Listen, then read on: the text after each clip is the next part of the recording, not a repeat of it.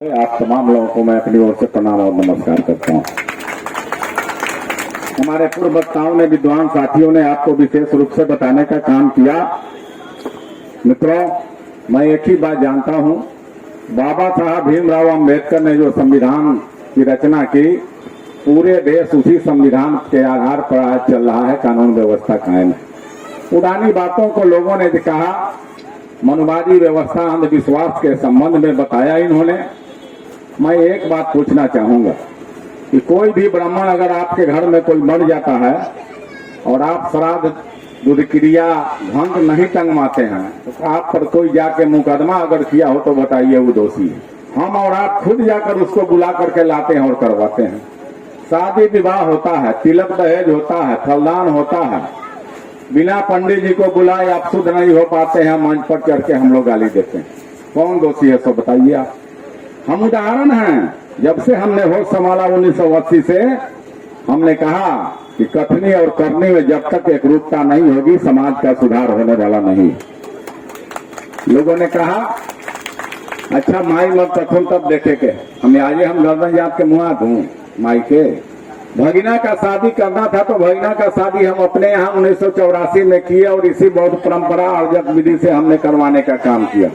बेटा बेटी का शादी हुआ है, बहुत सारे लोग हमारे यहाँ निमंत्रण में गए हुए हैं, देखा उन्होंने, हमने माल्यार्पण करवाया, उसी पर शपथ पत्र पढ़वाया, प्रतिज्ञापन, और शादी विवाह हो गया।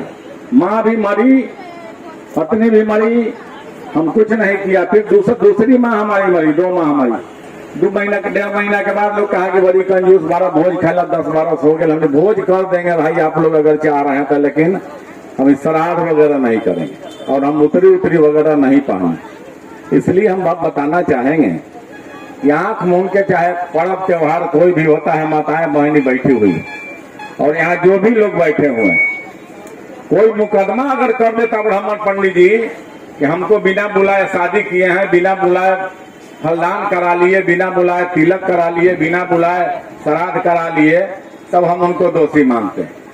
दूसरे जगह कथनी और करने में एकरूपता होनी चाहिए।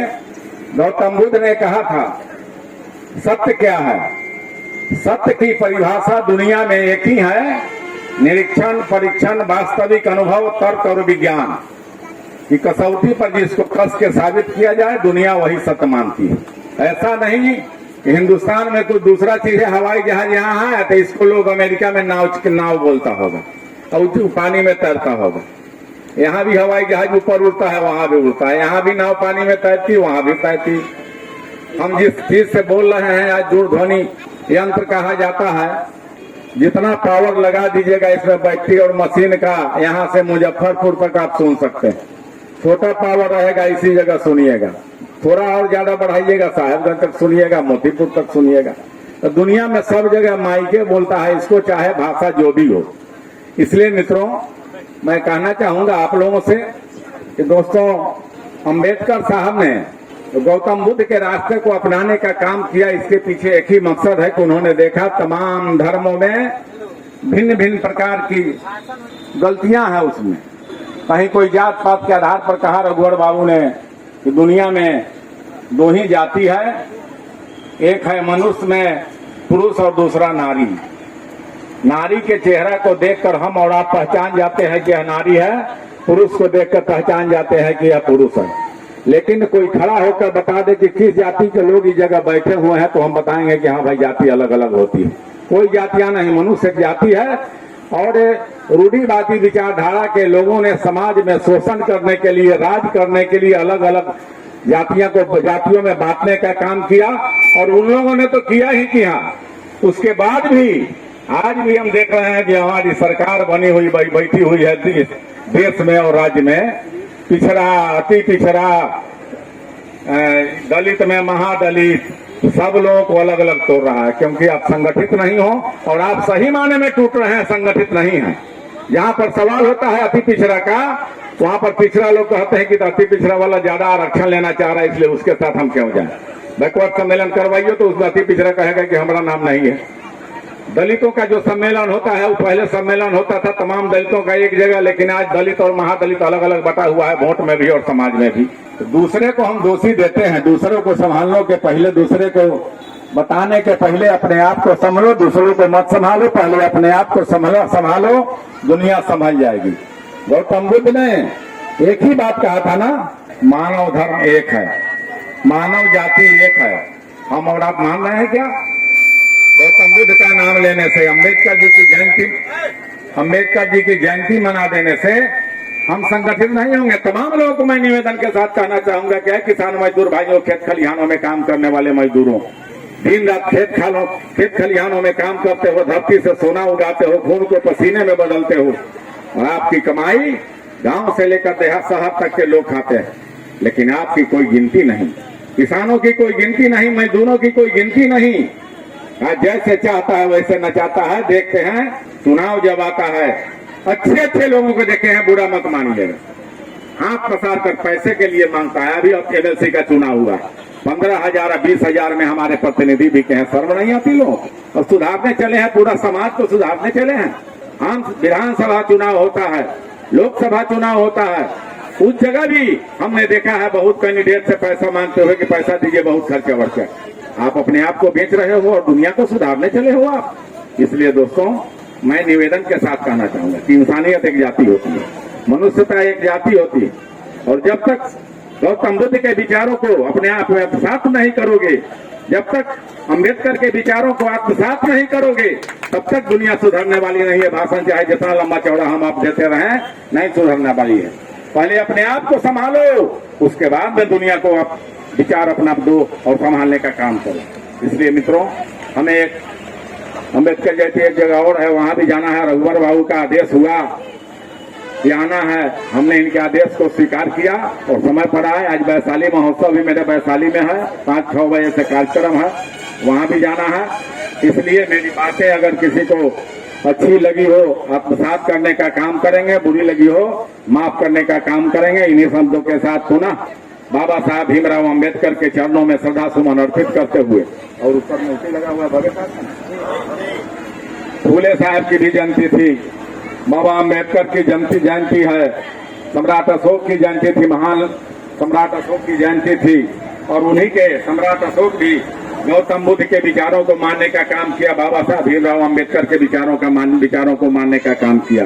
कारण कि पहले सम्राट अशोक भी बड़े लड़ाकू थे, लड़ाई लड़ी उन्होंने और लाशों का ढेर देखा, मन उनका पिघला कि नहीं, गलत नहीं करना चाहिए, हत्या नहीं करानी चाहिए, और उन्होंने बौद्ध के विचारधारा को अपने आप में आत्मसात करने का काम किया। बेटी और बेटे को पूरे दुनिया के अनेक देशों में भेज करके और बौद्ध धर्म का प्रचार प्रसार कराना शुरू किया।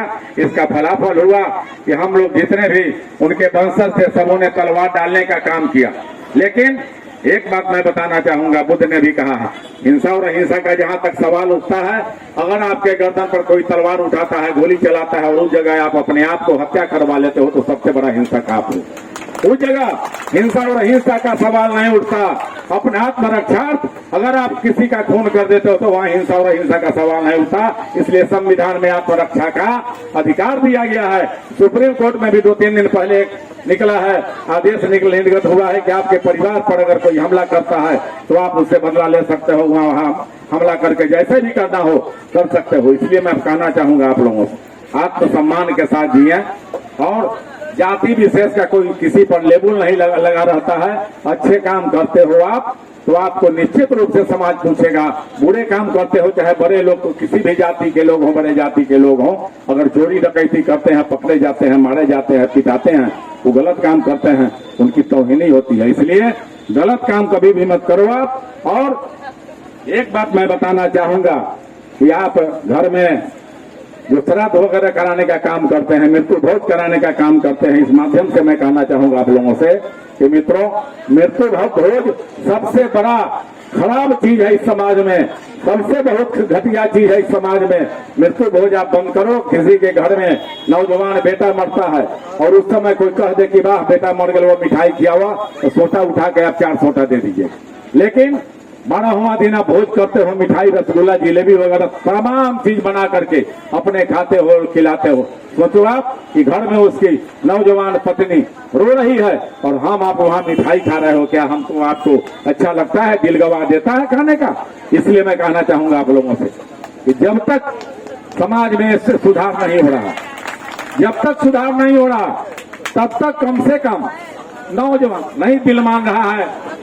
आपके बाबूजी को यहीं से पानी दिया जाता है, पी लेता, वही जगह हम बोतल उठा के यहाँ गिरावे तो इनके मुंह में पानी नहीं जाएगा, लेकिन यहाँ पानी गिराते हो और स्वर्ग में चला जाता। तो कम से कम एक मोबाइल दान कर दो। मैं करते हैं ना, आप पलंग पटिहाट कुर्सी टेबुल दान करते हैं ना, एक मोबाइल दान कर दीजिए और कहिए वो जो दान कराने वाले हैं उनको कि जरा डायरेक्ट बात करा दो, हमको अपने व्हाट्सएप पर बात करना चाहते हैं। तब आप यकीन करो, लेकिन यहाँ फोन करके आप कुछ भी करते जा रहे हो और दूसरे को दोष देते हो। आप, हम दूसरे को दोष नहीं देते, हम सीधा एक ही सवाल कहते हैं कि दुनिया को सुधारने के पहले समियाना गिरल जाएगा, चुप खड़ा करूं ठीक से। दुनिया को सुधारने के पहले अपने आप को सुधारो, दुनिया को बदलने के पहले आप को बदलो, आप बदलोगे दुनिया बदलेगी। इन्हीं शब्दों के साथ पुनः बाबा साहब के चरणों में मैं श्रद्धा सुमन अर्पित करते हुए और आप तमाम लोगों को मैं प्रणाम नमस्कार करते हुए अपनी बातों को समाप्त करता हूं। जय हिंद, जय भारत, जय बाबा साहब।